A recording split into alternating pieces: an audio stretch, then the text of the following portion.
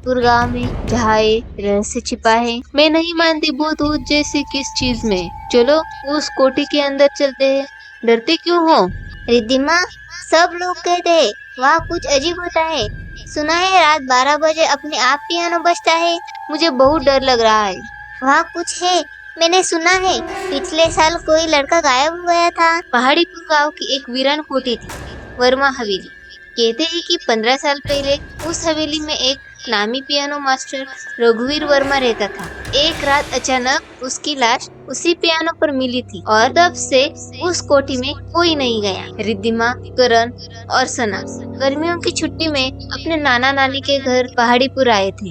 एक रात रिद्धिमा ने जिद की कि वो कोठी के अंदर जाए। जब डर की सीमाएं जिज्ञासा से टकराती है तब जन्म होता है असली रहस्य का। तीनों बच्चे हवेली के अंदर गए। सारा घर धूल और मकड़ियों से भरा था।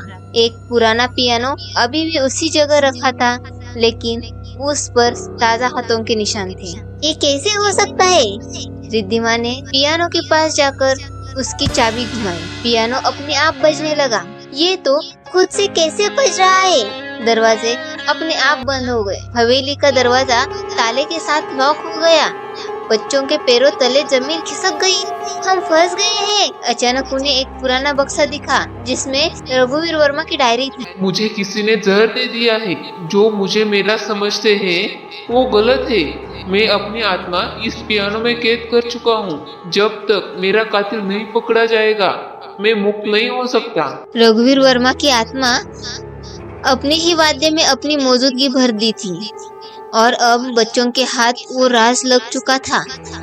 बच्चों ने आगे पढ़ा तो पता चला रघुवीर वर्मा का कातिल कोई और नहीं, गांव का ही एक नेता था, धनीराम, जिसने हवेली हड़पने के लिए ये सब किया। अब बच्चों को 2 काम करने थे। पहला, कोठी से बाहर निकलना और धनीराम को बेनकाब करना। करण को ध्यान आया कि डायरी में एक वाक्य था, मेरे कमरे की दीवार में सच दबा है। उन्होंने दीवार तोड़ी तो वहाँ एक पुराना कैमरा मिला जिसमें उस रात की रिकॉर्डिंग थी। उसी रात कोठी का दरवाजा अपने आप खुला।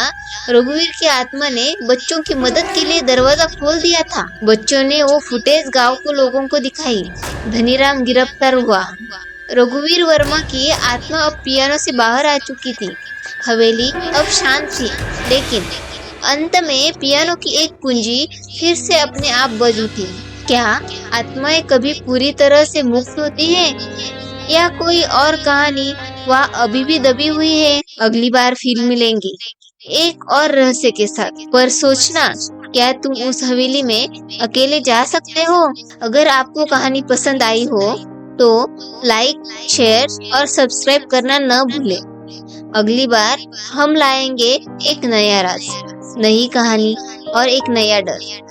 एसपी टून, जहाँ हर रात एक नई रहस्यमयी दुनिया खुलती है।